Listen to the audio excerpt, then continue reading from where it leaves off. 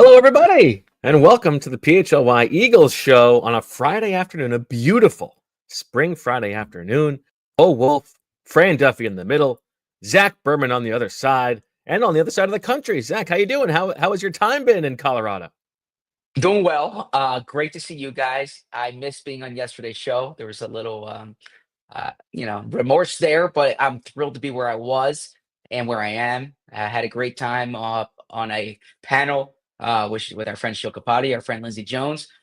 Awesome too that there were listeners and viewers who came. Shout out to Shay. Shout out to Hannah. There were others, and it was really nice. So truly appreciate that. But you said beautiful.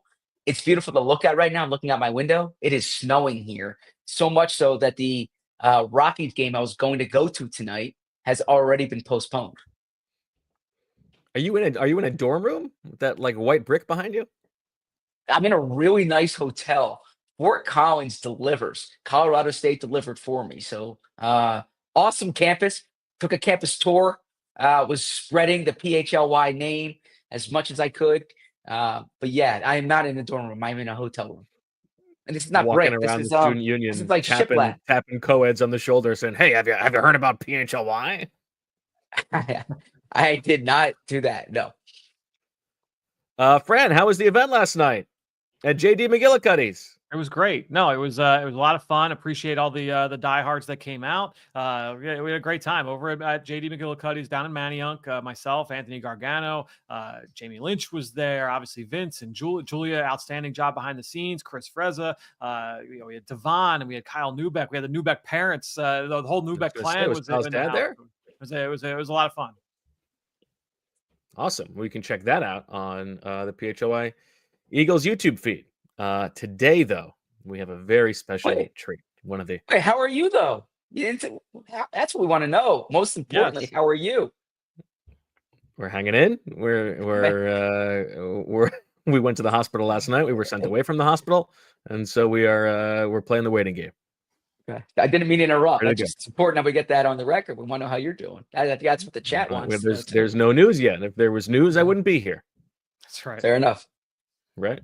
I think there's a good chance that I will not be there on the shows Monday, Tuesday, Wednesday. I'll see you guys on draft night. How about that? Fair enough. Sounds good. That sounds great. Okay. And that is why we are doing this exercise today.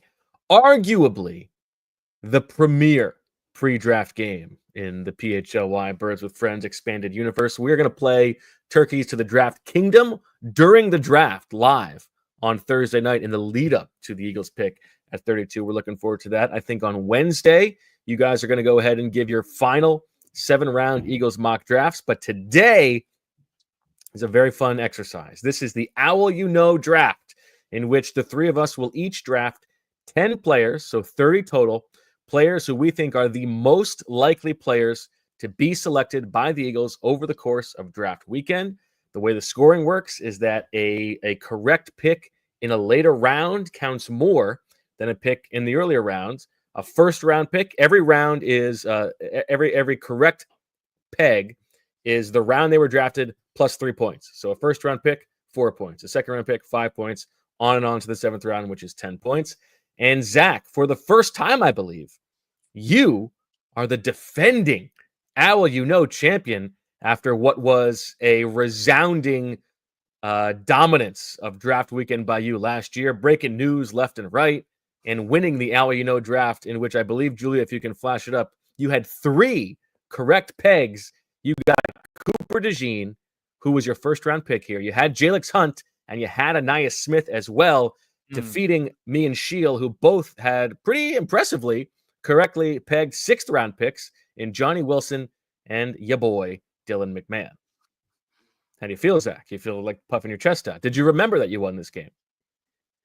I remembered that I accurately pegged picks, that I did not remember winning it.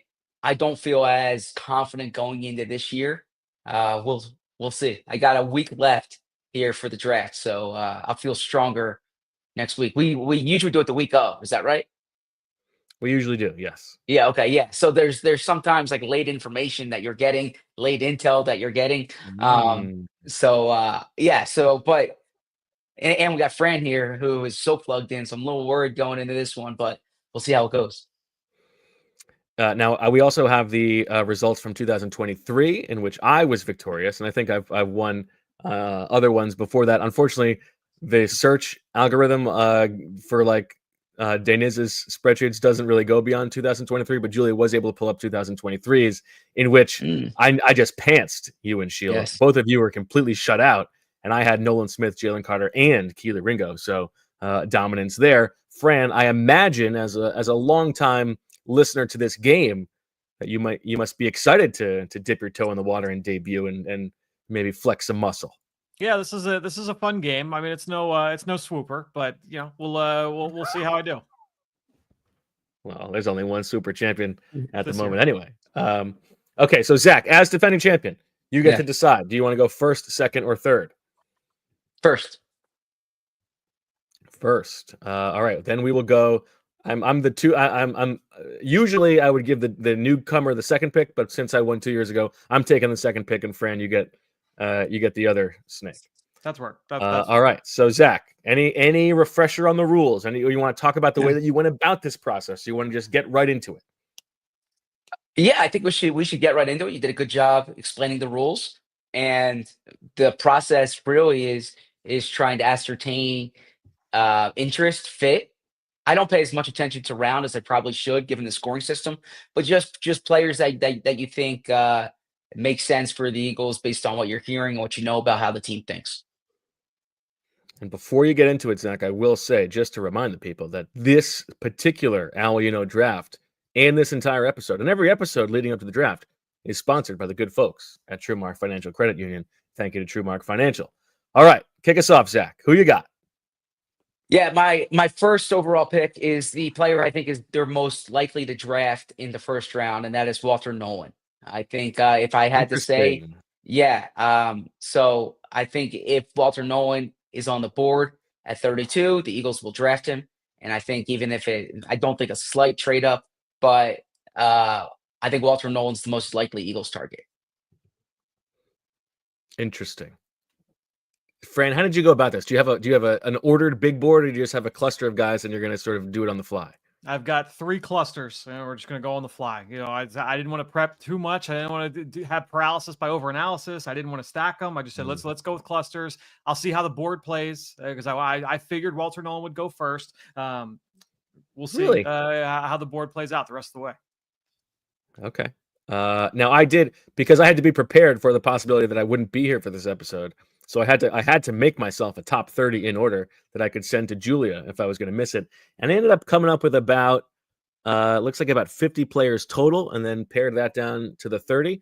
Nolan would have, it was number 10 on my board. I think it's a reasonable pick. But I'm using my first round pick. I'm thinking of a player who could be the pick at 32 if they had to sort of hold their nose. Could be the pick if they trade down from 32. Could be the pick in the second round if they trade up from 64, or even potentially could be there at 64. I'm looking for a little bit of optionality. This is another player that we have discussed a lot in addition to Walter Nolen, and that is Nic Scourton from Texas. Yeah, that's a good one. I think there are multiple ways in which Nic Scourton could land with the Eagles, and I think for the reasons we've talked about, he makes sense as an Eagles target. Not just a one-trick pony as an edge rusher, brings that physicality that you would think Vic Fangio would like. So I feel pretty good about Scorton here. Yeah, these were my first 2 players that I had written down. So I had Wow. I had Scorton too. Too much groupthink.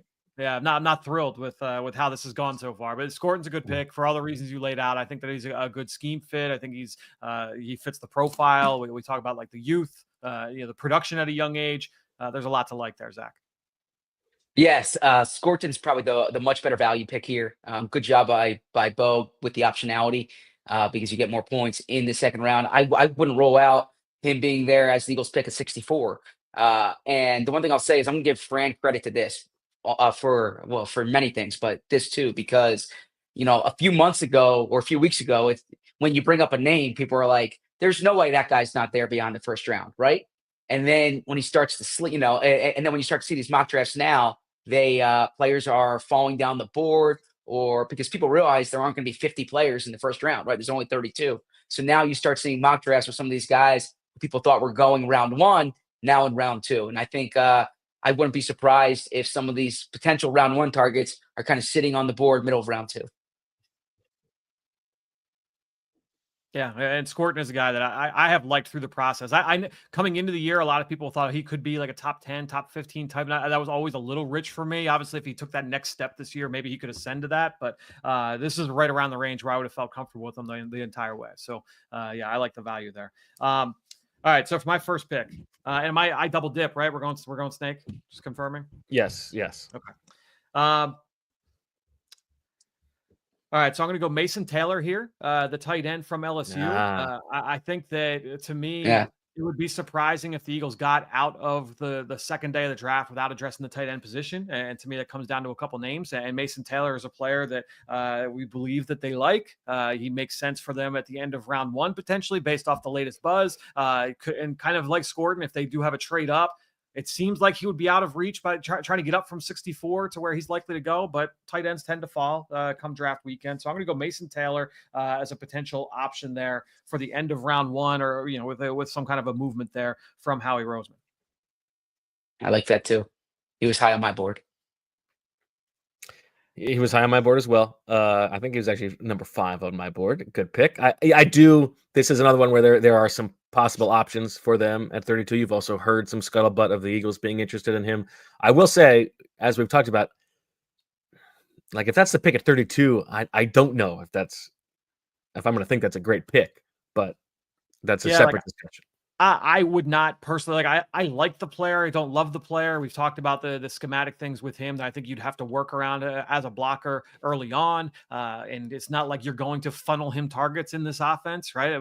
He's going to be a key portion of the pass game, but you have AJ Brown, you have Devontae Smith, you have Saquon Barkley. And so, I would have some questions there about the addition as well, but just following breadcrumbs from that standpoint.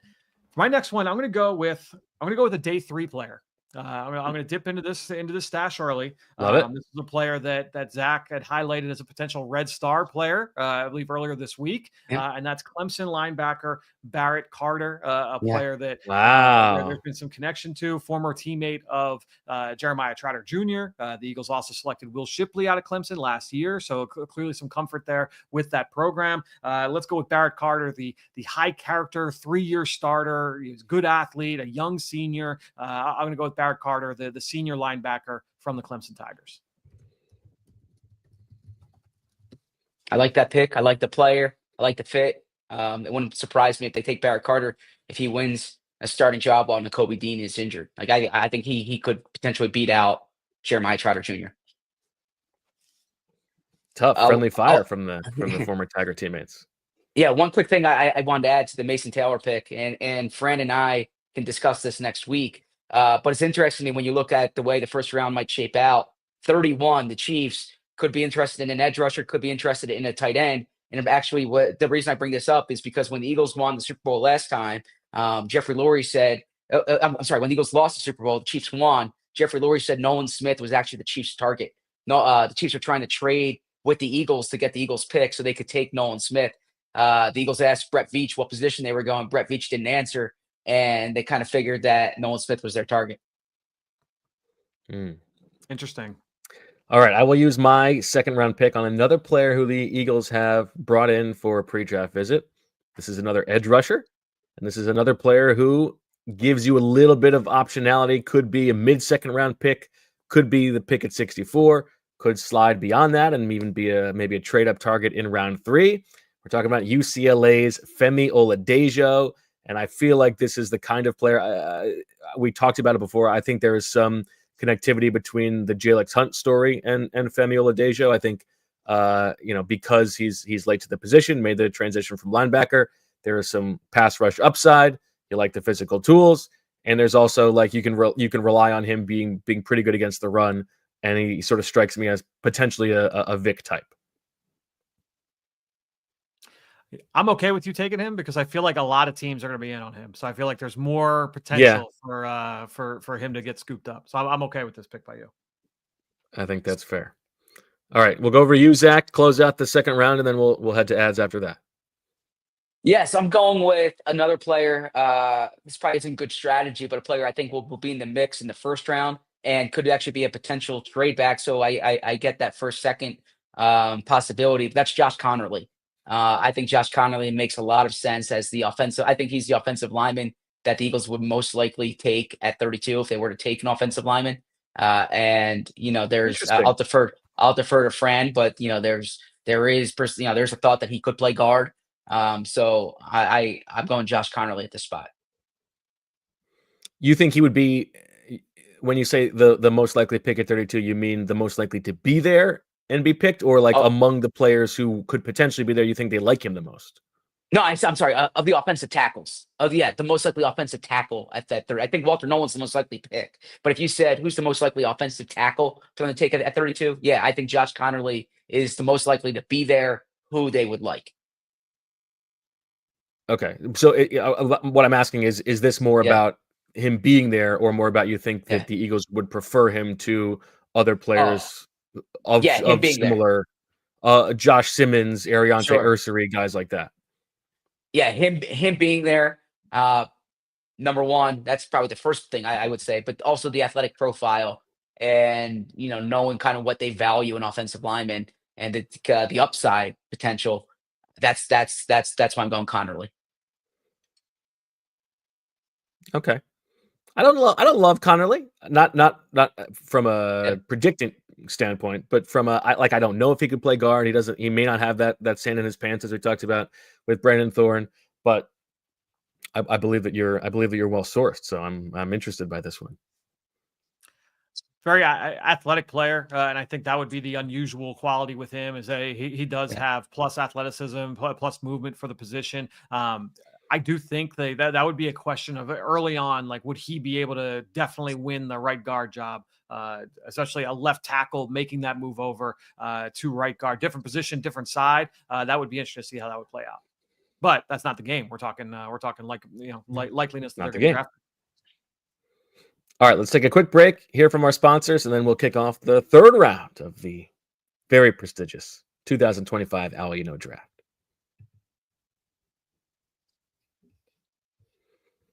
And I'm going to talk to you about our friends at Timeline. Timeline sells health and longevity supplements featuring their proprietary MitoPure ingredient. What is MitoPure? Well, MitoPure works with the cells in your body to help reverse age-related decline. Benefits include increased strength, energy, and endurance. They have done over 15 years of research and secured over 30 U.S. patents for their products. And this is the deal. We all want to live longer. You want to live long enough so that you can see the likes of Tyler Shuck, make it to be drafted at 35 years old. What's better than that? Timeline is a supplement that works with those cells to help give you more energy, feel stronger during workouts, and preserve health and mobility as you start to age. MitoPure recharges your cells and helps your body's systems to work better. MitoPure is the only supplement clinically proven to help deliver double-digit increases in muscle strength and endurance without a change in exercise. Get ready to be your best, most energized, most revitalized you. Right now, Timeline is giving you 10% off your order of MitoPure. Just go to timeline.com/PHLY today to get started. That's timeline.com/PHLY. So I always get excited about playing blackjack online at BetParks with my BetParks online casino. But you know what else I get excited for? The Excite Center at Parks Casino. I say that because the Excite Center at Parks Casino is one of the many things to love about our casino of choice. Parks Casino is Pennsylvania's #1 casino. It's so close to Philly. It's located in Benton. Just take Street Road exit off I-95 and off I-95 and the PA Turnpike, and you are there. The Excite Center is the state-of-the-art entertainment venue located inside Parks Casino. It's named one of the best places to see the country's best comedians and music headliners. Visit parkscasino.com to buy tickets for all shows. Pre-game the shows at their amazing beer garden. Play some pop culture slots. Play roulette. Play cards and other table games you love while you wait. Parks Casino. This is how you win. You must be 21 and over. Gambling problem? Call 1-800-GAMBLER.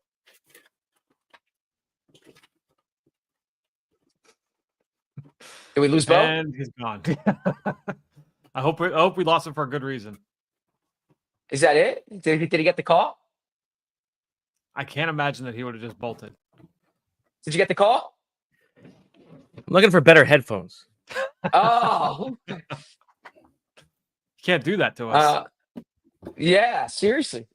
I was on Philly Sports Talk live on Comcast Sportsnet back when, or NBC Sports Philly rather, when Sloan was when then was water broke with Sloan. Rushed off the set, went home, went to the hospital. But yeah, I remember that well. You can ask Amy Fadul. I probably never ran faster than running to my car that day. Put those valet days to shame. Yes, yeah, seriously. So I am up again here, and you know what? I am gonna go with a late round swing. Okay, or he's actually not so late if you follow the great mock draft from our friend Fran Duffy, our colleague, our friend, and that is I'm going with someone who is not just big, is not just athletic. He is smart enough to intern for Senator Amy Klobuchar. I am going with Jalen Travis because if you're bringing in a potential day 3 guy to visit you, then that stands out to me, and I think there's a lot of athletic traits there and size that they might look for. So probably a little early. It's a little earlier for me, but because I went with 2 potential first round targets, I'm trying to make a play for some points here. I just want to circle back. Did you? It was almost as if you were, when you talked about Fran, that you were saying that colleague was even better than friend. Like, he's our friend. No, he's actually our colleague. As if that was one-upping friend. No.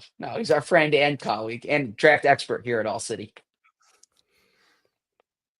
Thank you. Okay. I'm happy to be your colleague. How quickly after the Eagles draft Jalen Travis, Zach, will you place a call to Amy Klobuchar's office? Yeah. I mean, that's the Monday after the draft, right? May I speak to Senator Klobuchar about his experience with Jalen Travis? Okay. Yeah, we've talked about him. I think there are reasons to think that the Eagles could be intrigued by the size, but we'll see. You know what? I the next player on my board is so similar to my first 2 picks that I'm gonna probably not do it.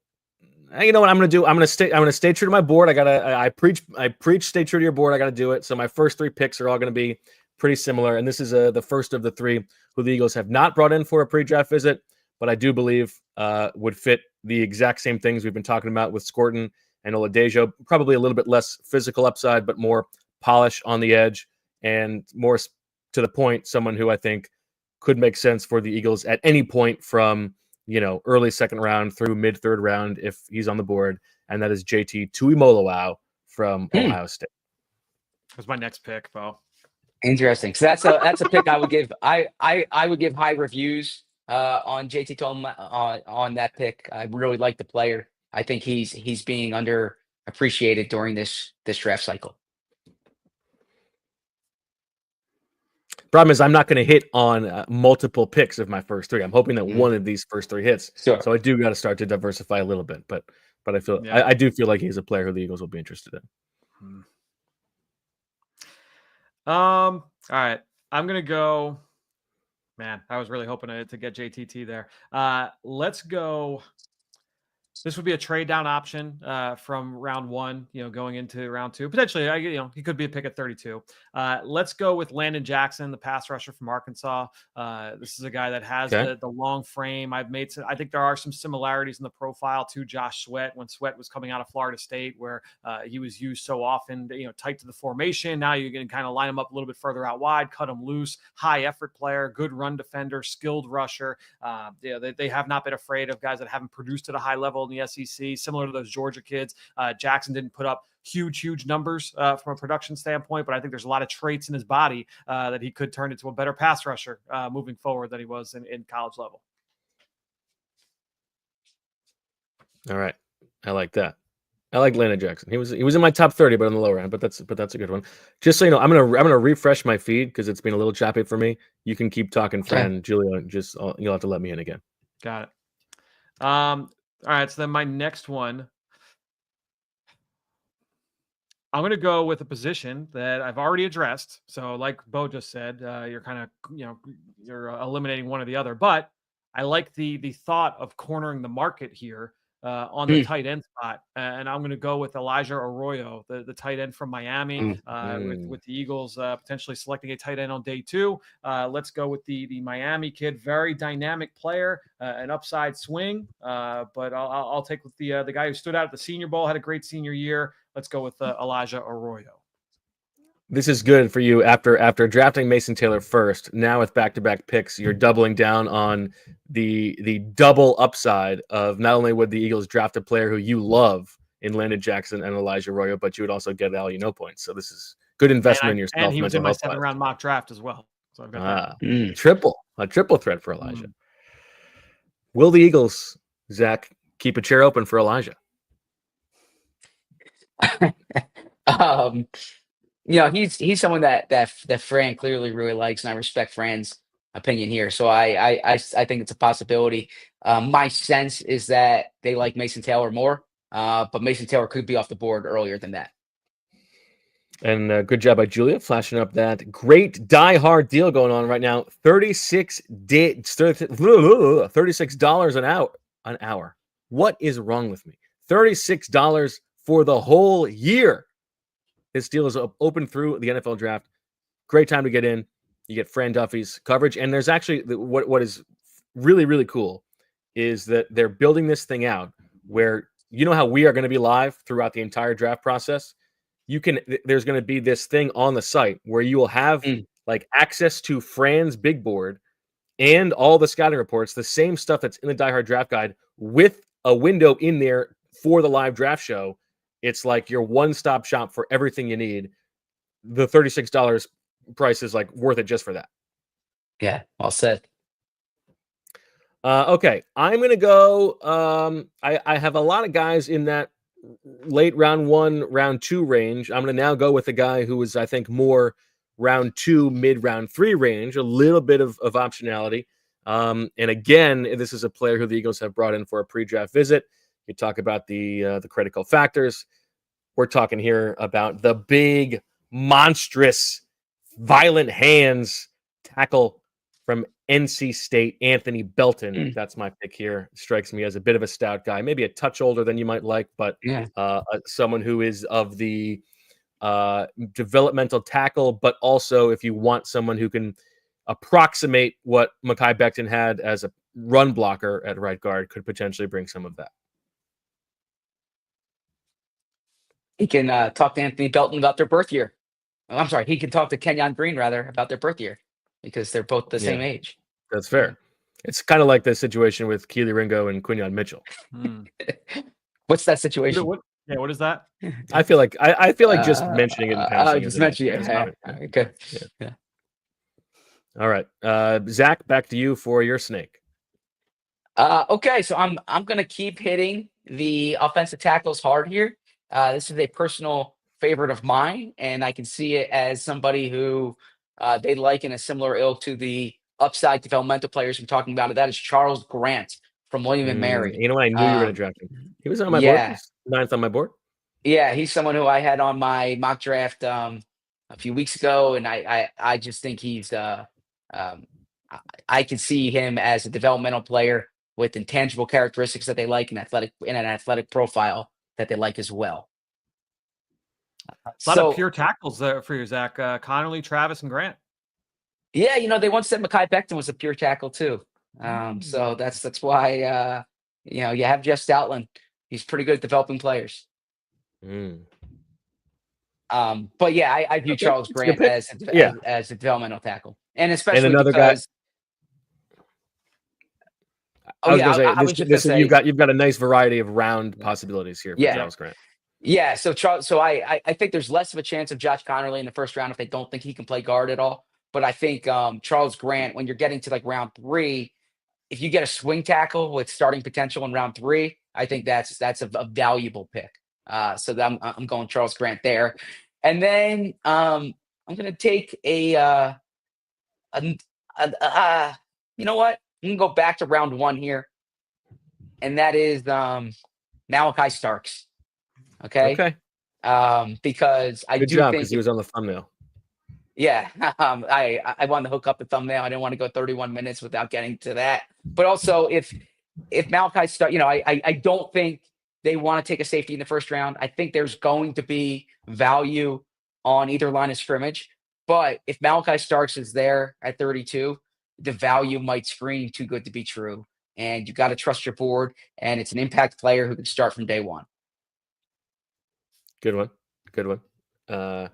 Yeah, you're the one who's been I think most vocal about being surprised if they drafted a safety in round 1, but I do think there's a chance that the board could fall Yeah. that way. All right, I will use my 5th round pick here. We're almost halfway through on a day 3 pick who could potentially fill, like, if they draft a defensive end on the first 2 days, you could talk yourself into him as a defensive tackle. If they draft a defensive tackle on the first 2 days, you could talk yourself into him as a defensive end. They have brought him in for a pre-draft visit. You want that versatility. We're talking here about another Elijah, SMU's Elijah Roberts. Okay.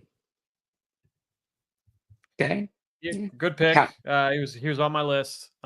This is a pure like defensive end type, very violent hands. To me, fits the play style that Vic Fangio looks for those edge players, and he's got the ability to kick inside at times as well. That's what I'm counting on. Yeah. All right, Fran, over to you to close out the first half of this draft. So I'm looking at this. There's a few different guys I was thinking about. I am going to go with a versatile offensive lineman, potentially versatile offensive lineman here. A guy that has been a right tackle by trade, but a lot of people feel like his best position may be guard, coming from LSU. Let's go Emory Jones, the right tackle from LSU, that I think could be 3rd round, 4th round potentially. But let's go with Emory Jones out of LSU. That's a fun one. That's Zach, tell us your Emory Jones story one more time. My Emory Jones story one more time for those who did not hear the show is Yes. I was I went to LSU, and I'm real excited to see Emory Jones and Will Campbell. And I really wanted to sound like a football guy talking to the scouts, but they told me you should pay attention to Myles Frazier. But I was pumping up Emory Jones, but also in my August mock draft or July mock draft, I picked Emory Jones in the first round. So if he goes in round 4 here, round 3, I probably can't tweet that link out, although we want diehards. So anything that he's got, you don't know. I'd say he was mocked to the Eagles back in July. I didn't say what round. So get people to click on that, subscribe to be a diehard. Done it before. Yes. All right, I like that. Since we're at the halfway point, why don't we take a quick break for the super chat that we have, and that is from Avery S, who says, Zach, do you just stand there like a statue while you brush your teeth? Wouldn't it be more efficient to sit down and pee at the same time? That's 2 extra minutes for Pope health updates. # he's peeing. Yeah, Avery, I'm usually listening to a podcast when I'm brushing my teeth. So I try to be efficient when I do that. You can knock out 2 minutes of a podcast right there. Or close to 4 minutes if you're listening on 2x speed. Yeah, true. I was with I had dinner and breakfast this morning, but I had dinner with Dr. Goldsmith, great head of the department, avid listener of the show. He listens on 3x speed. Can you believe that? 3x speed. 3x? Yes. I am blown away by this. I'm sorry. I can't. That is there's something wrong with him because I talk fast. So me at 3x must be. I know. I do feel like my speed of talking has been affected by the speed at which I listen agree. to podcasts. Yeah, me too. Yep. But 3x. I couldn't believe it. And yeah, neither could Sheil or Sheil's daughter. They couldn't believe that. 3X. I think Shield's daughter has a name. I didn't know if I'm supposed to mention her by name on the show. I mean, just trying to protect the That's youth fine. here. Although she's more mature than fair. I mean, I gotta say, it was like I was having like a real long, sophisticated conversation with her. I was so impressed. Like she's smart. She's with it. So yeah, What I about? really enjoyed about Just generally. like yeah. She says I need to sleep more. Yeah. I told her opportunity Emily is not slept for a 20. I told her opportunity is not a lengthy visitor. And As a response and to the sleep thing? yeah, because I said that, I know I need to sleep more, but there's a lot going on right now between writing a book and covering the draft that, you have to take advantage of this opportunity when it's there. And you don't want to look back and say that you sacrificed this opportunity because you wanted a little more sleep. So there's gonna be enough time to sleep once everything's Yeah, finished. but you So make sleep sound like a luxury only afforded to slackers, when in fact it is yeah, something that increases the quality of the work that you do and the life true, that you live. true. Yeah, she also, as you see in the chat, she was giving great advice about Bean Girl, the Shay. Really? And then what else? Yeah, we were talking about Lululemon. She liked the black hat that I said thank you because Bo gives me a hard time about this hat. I don't give you a hard time. It's just a funny hat. Okay. All right, Fran, start us off with the first pick of round 6. Your roster so far: Mason Taylor, Barrett Carter, Landon Jackson, Elijah Arroyo, and Emory Jones. Yeah, let's go. I'm going to go with a safety here. Day 2 option, a player we talked about yesterday with our friend Sean Syed. I'm going to go with Andrew McCooba, the safety. Interesting. This is a a very good one. violent player. Plays top down, can run the alley, can make plays on the football, no panic downfield. We went through the whole scouting report with Sean yesterday. Make sure you go back and listen to that entire episode. But McCooba was the safety that stood out to me on day 2. Were you moved by the fact that Sean, in trying to step into the mind of Vic Fangio, that the one that he identified as potentially a fit was McCooba? I cannot confirm nor deny that may have moved the needle for me a little bit, as opposed to some of the other options on the table. But I agree with a lot of the things that Sean said about him. Okay, good pick. Yeah, I'm going to say go McCooba next week. I'll just give you a sneak peek. He is in my 7-round mock draft for the Eagles. There you go. 3rd round? We'll get to the round next week. I don't want to give everything away here. Okay. All right. I am going to go with another player in the secondary. Another player who the Eagles have brought in for a pre-draft visit. You talk about the critical factors. You talk about the optionality that you might want in the secondary. Can Cooper DeJean stay inside? Maybe this guy could play outside. If you want to move Cooper DeJean to the outside, maybe this guy could play inside. He's got some impressive speed. We're talking about Kansas State's Jacob Parrish.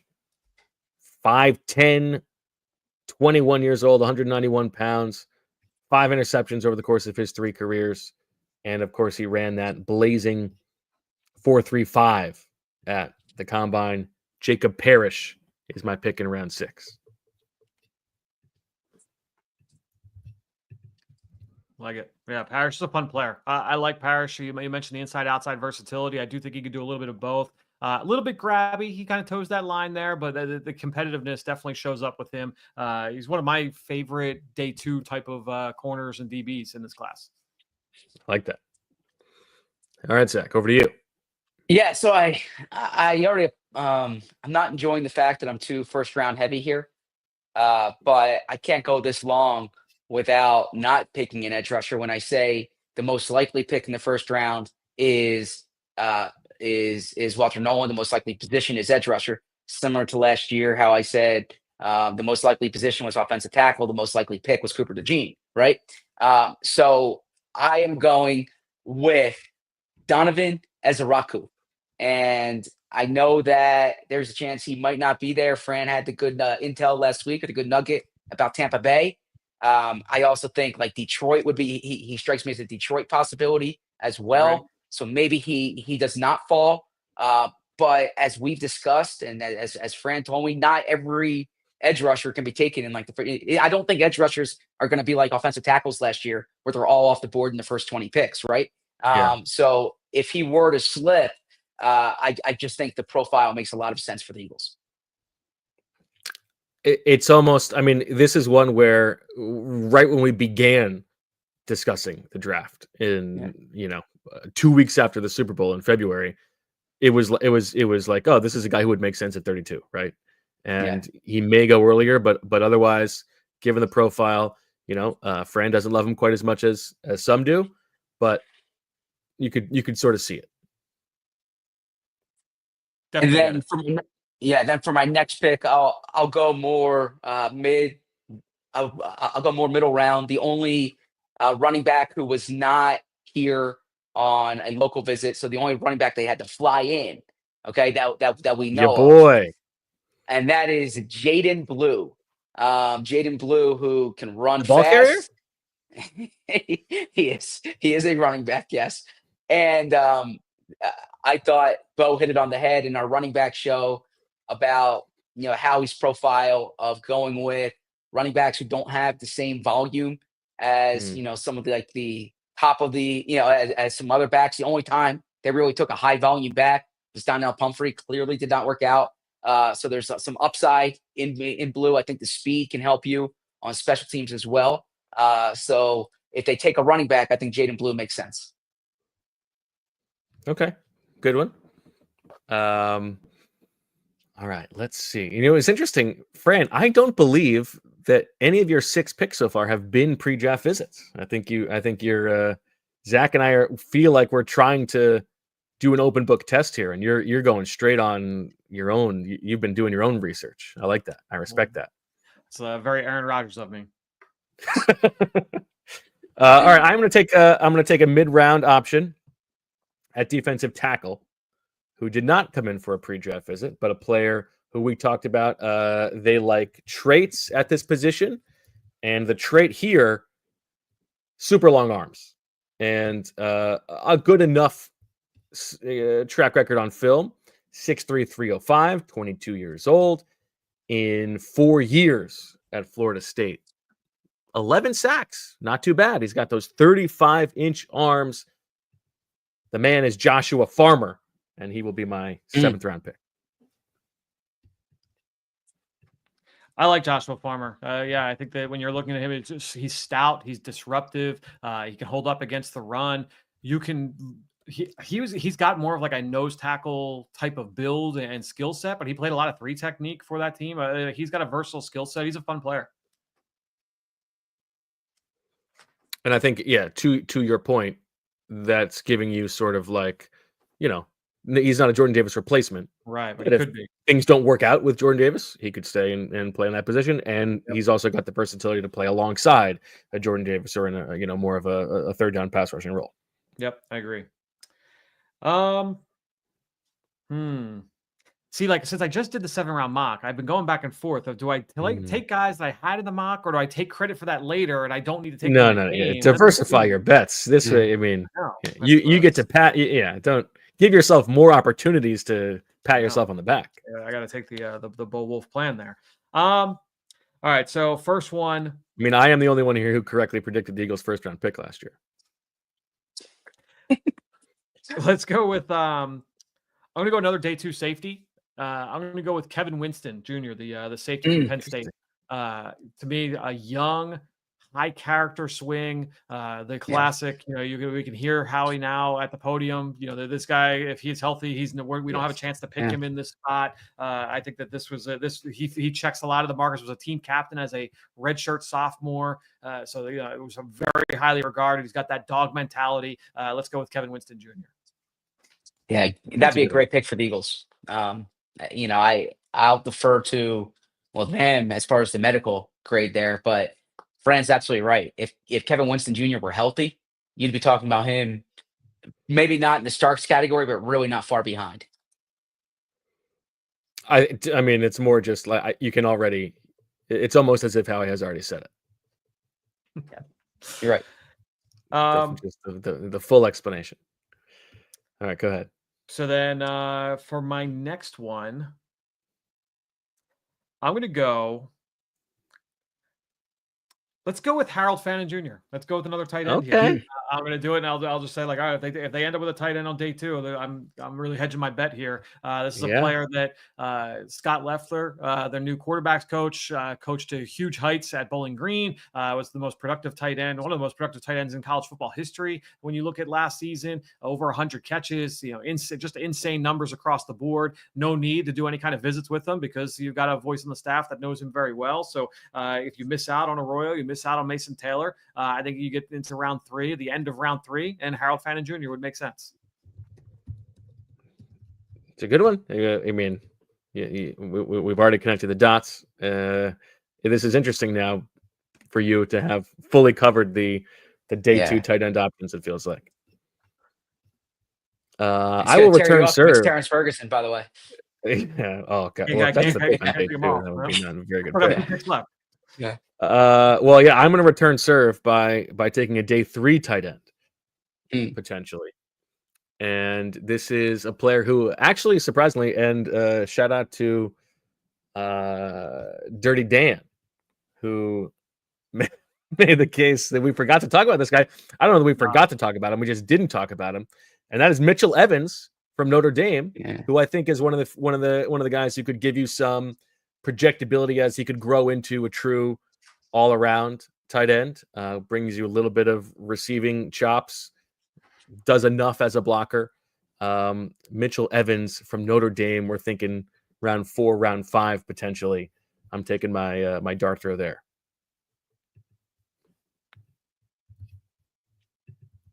We didn't omit him in that tight end show. We should have talked about him. And Notre Dame tight ends are. I would rather trade for Michael Mayer if you're going with the Notre Dame tight end, but they take Michael. If they take Mitchell Evans, I certainly get it. Okay, Zach. How many picks do I have? This is your last snake, so you have 3 picks left. So I get 2 here. Okay, yeah. Yes. Okay. So I usually like to go with my own intel and my own feeling. Okay. But I'm gonna go with someone else's intel here. I hope that's okay. Our friend Tony Pauline, who correctly paid Cam Jurgens to the Eagles in the 2nd round. So Tony Pauline has his antenna up on Eagles offensive line 2nd round ideas, right? And so when he has a name in there that is not like universally linked to the Eagles, the antenna goes up. Tony puts work in when he's not. I haven't seen this. Okay. He had a mock where in the 2nd round, I thought it was a little early for this, but he knows what's up.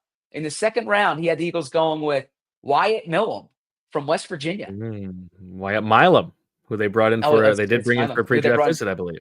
Yeah, exactly. So I tend to think that, they go for more of like the upside play, but this is the guy who was a 4-year starter. I'll defer to Fran for the scouting report. Has played both sides. Real good college career at West Virginia. So this is so the fact that Tony Pauline put that out there, certainly has my antenna up. Yeah, Milam is a really tough competitive player. I wonder if he's one of those players. To me, you're looking at offensive line prospects for the Eagles, and it's like, okay, do you have the unusual traits, or are you just uniquely versatile? You mentioned he's got left side, right side capability. A lot of people feel with his lack of length, and he's got very, very short arms, that he's going to have to kick in the guard. So going to the Senior Bowl, most of his reps came in the interior, and he really struggled. He had a bit of a rough week down in Mobile at the Senior Bowl, just as he's getting accustomed to sliding in. So I think that he probably goes in like that Jack Driscoll range, like in that 4th round area. Him going in the 2nd round would be a little surprising, just based off of how things have gone really since the season ended. But yeah, he's a fun player to watch. I think that he's got that toughness, that competitiveness that you look for. And Brandon Thorne, of course, referenced him as because of the offense they play in, it's hard to really evaluate him as a pass protector just because of the situations. I think that's fair. And All then right. and then my Tony next pick, P. I was gonna save this. I was gonna save this for my last pick, but I don't want to get too greedy. So I'm going to use this here as my 9th pick. And this is not someone that I believe we've discussed. I'd have to go back and listen. We discussed a lot of names. This is someone whose name was brought up to me as just like, hey, Zach, keep your eye on this guy here. Okay. And Zach, that's a good tease because we forgot to do the second break. So that's a good tease. We're going to tell you who Zach's talking about in just a second. Yes. Ashley, our friends at Ashley Home Furniture. The low prices are blooming, baby. It's beautiful outside, so spring into savings at Ashley and save up to 50% off living rooms, bedrooms, and dining rooms and have it all delivered free. Plus, get long-term, no-interest financing, save on top brand mattresses, and get free delivery setup and removal. But don't wait. Spring into those savings now at Ashley, South Jersey, and Philadelphia. Financing with approved credit, minimum purchase required. Some exclusions may apply. See store for complete details. Hurry to Ashley and set yourself up this spring with some beautiful new furniture in your home. Visit ashleyfurniture.com for more information. Yeah, and Bo referenced our event over at JD McGillicuddy's last night, and that was brought to us by our friends at Pabst Light. Now, Pabst Light, it's a new, light, modern beer from Pabst Brewing Company, 96 calories, 3.5 carbs, and full of crisp and refreshing flavor. I can tell you, after that event finished up last night, I had a couple Pabst Lights, and it perfectly hits the spot. I was able to drive home or get home after and felt perfectly fine. We used a high-quality ingredient so you can get that high-quality beer at a smart, approachable price, retains the fun and independent spirit Pabst is known for, but it's light. Learn more about the Pabst Light at pabstlight.com. Please drink responsibly. Must be 21 or older. All right, Zach, you've somebody had a little bit of a deep throat situation. You're meeting some source in the dark garage somewhere, and they whisper to you. They say, hey, "Listen, keep an eye out on." It is the Tyrion Ingram Dawkins from Georgia. Okay, who 21 years old, 6'5", 280 pounds, 33-inch arms. Okay.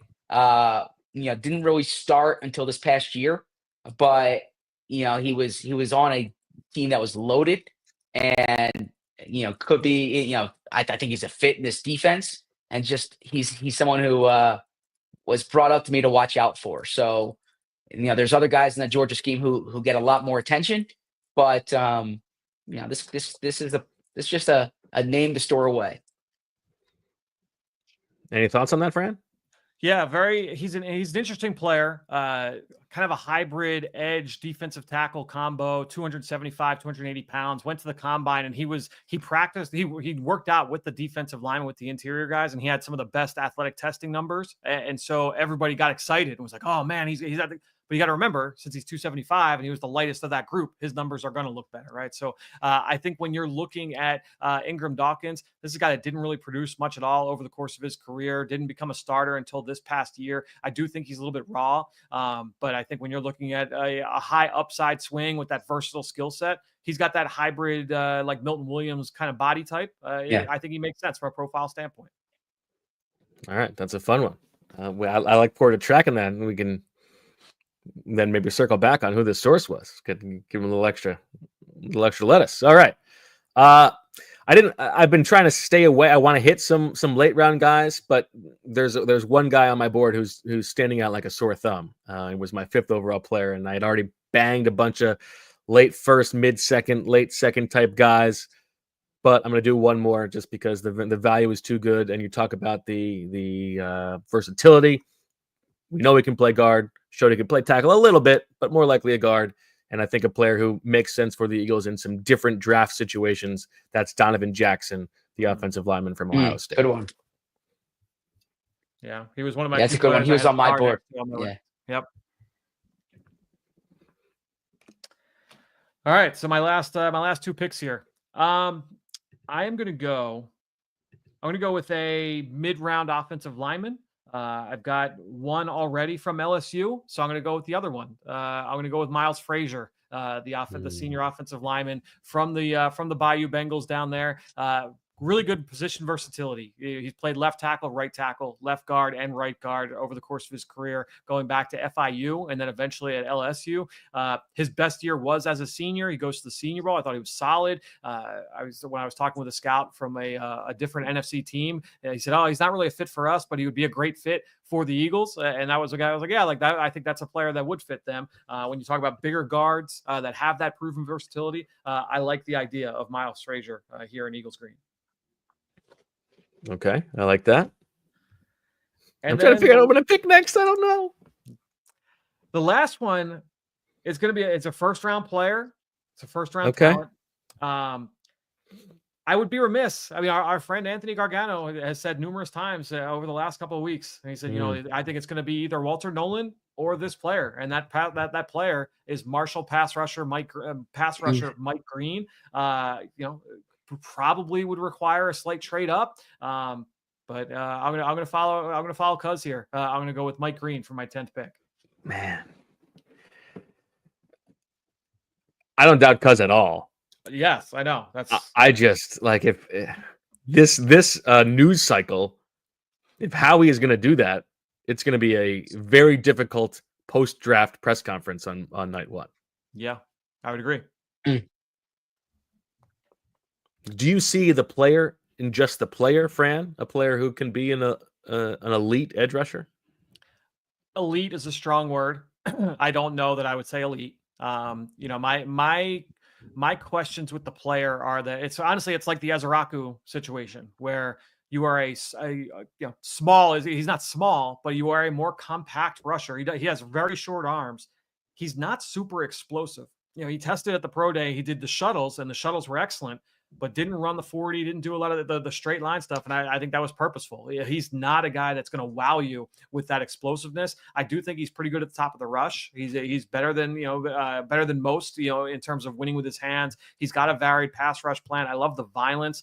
I had the Chiefs selecting him in my 7-round mock draft. And I thought, as I was writing it up, I said, Andy Reid could see him and view him as Trent Cole, a player that he obviously had success with here in Philadelphia. And I think that's the style, right? He's a smaller player. Cole, he obviously fell at day 3.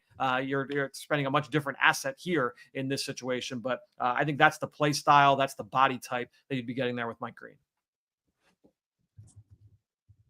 Okay. That's a good one. All right. My last pick, I want to just throw out a dart.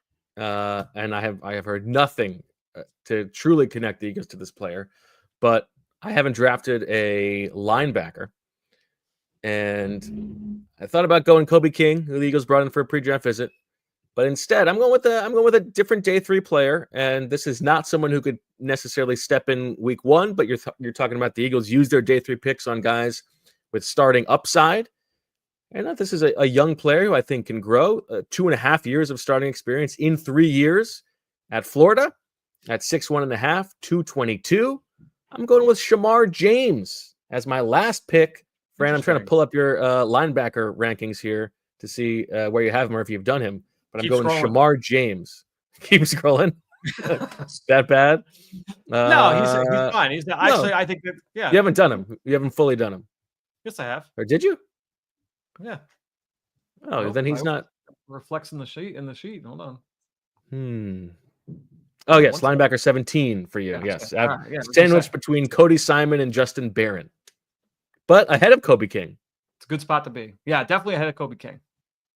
I struggled with Kobe King. That's fine on Kobe King. Here's what you say about Shamar James. Good athlete on tape, good command of gearing up and down, fluid hips with ability to turn and run, burst to close, and when he sees it, he can shoot gaps. However, not a ton of pop on contact. If blockers are able to engage, the battle is typically lost. I see a lot of red in the run game here, but no red in the pass game. Yeah, he's really athletic. A lot of the red in the run game has to do with him dealing with contact. He's a runaround blocks guy, and then also just mentally, doesn't always see it all that well. He's very fast flow, Ernie Sims, shark in the water, type of player. I actually one of the comparisons I wrote down was Deion Jones. Like if he hits, like if you're dreaming on him, that's what he can become. And Deion Jones was a good linebacker for a while, but undersized, fast flow. Doesn't really sound like a Vic guy, unfortunately. No. Well, in order to check out the last pick of this draft, you know where we need to go?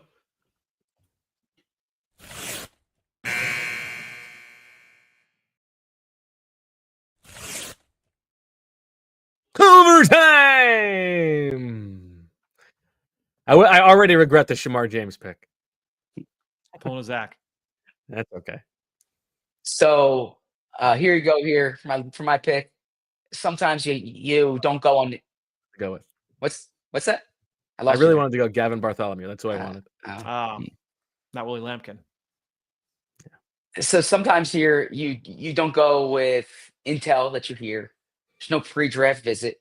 It's just you watch the player, you like the player, you know the way the Eagles play, and you say, this is someone they should be able to find a role for on the field.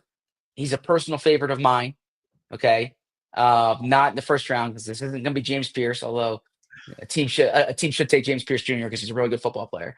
But this is a guy who he could check the edge rusher box for me, but maybe Vic Fangio watched the film and sees the movement skills, just like those 5 snaps he saw of Zach Bond, and said, this guy can play off ball too.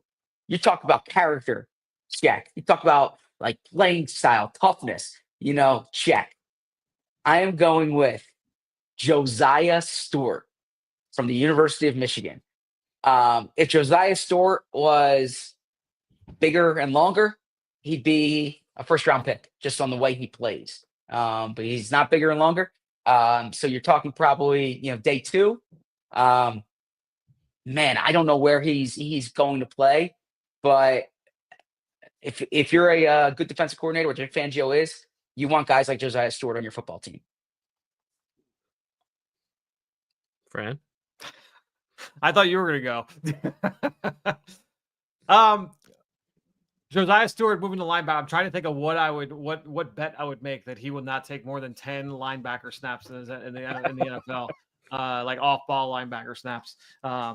But that said, he's a fun player, and I do think that he is their kind of player. He's very violent. I do think that he would make some sense. Yeah, I would not rule that one out. I could see that absolutely. When he first got to Coastal Carolina, he broke the school sack record there in his first year as a freshman.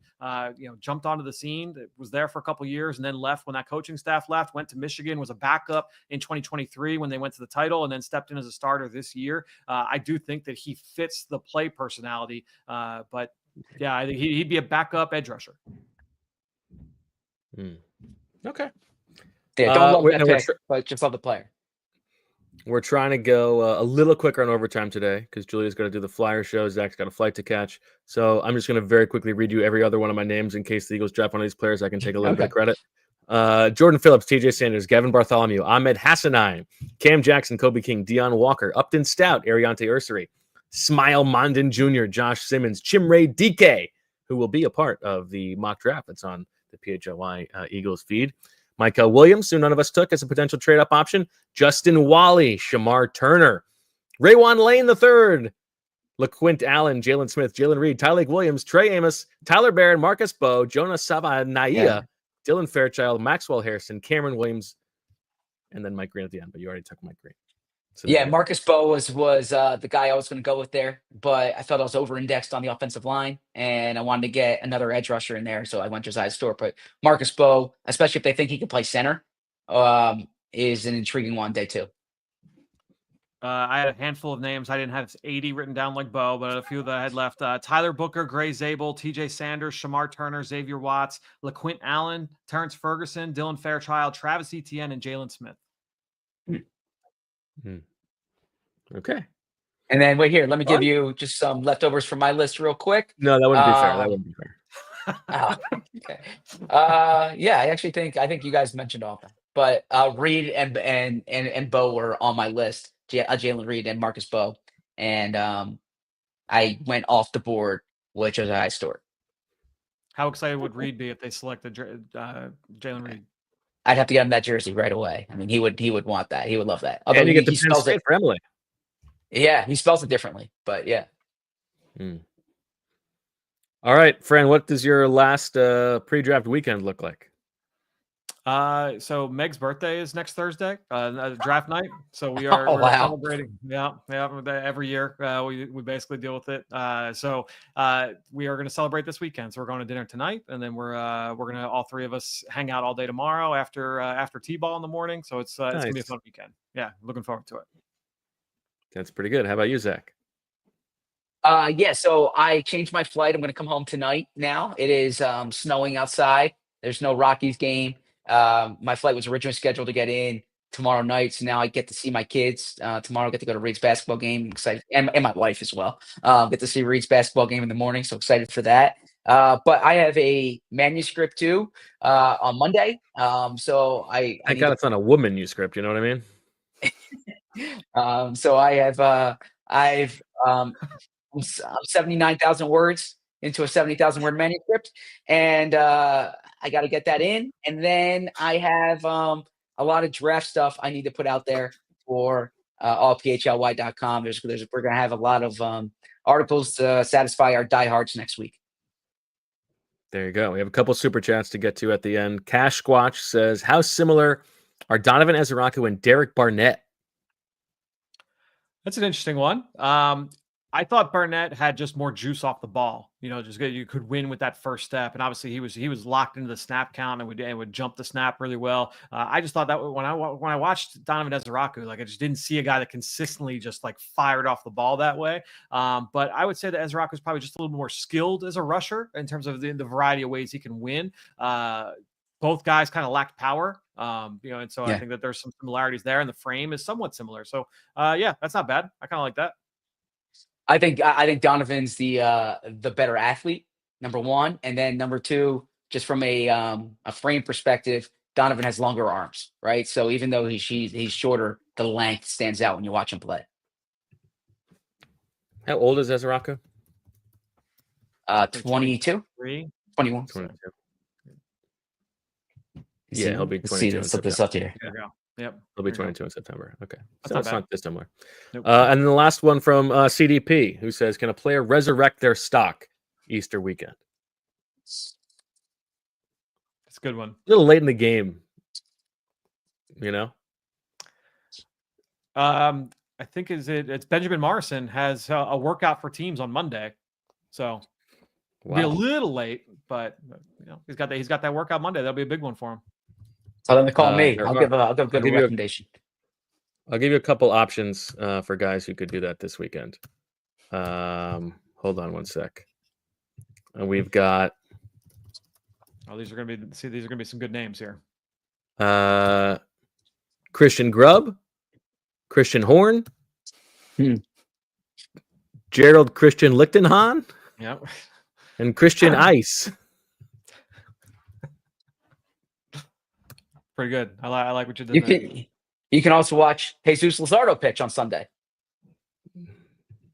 There you go.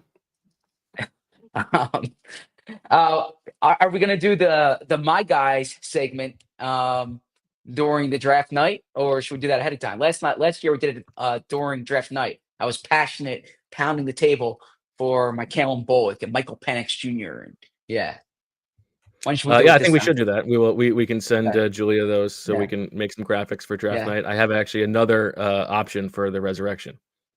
Okay. This is a running back from Southern Utah, Targi Lamson. It's pretty good. Lamson. Yeah. There you go. We'll do My Guys. We'll do Turkeys to the Draft Kingdom. We'll react to everything that's going on. Should be a lot of fun. All right. Good stuff, everybody. That'll do it for this episode of the PHLY Eagles podcast. Check out, if you have missed any of the episodes this week, go back and check them out. It's been a very good week of shows. And we're going to be coming back next week with an even better week. So for Zach and Fran and Julia, we thank you for watching and listening. Comment below. Tell us whose draft you think was the best. Tell us who you would pick and who is the most likely Eagles draft pick over the course of next weekend. Like the video, comment, all that good stuff. Subscribe, evangelize, and we will talk to you next week. For all of us here, We appreciate all of you sickos, and as always, we love you. We all silly like the mayor.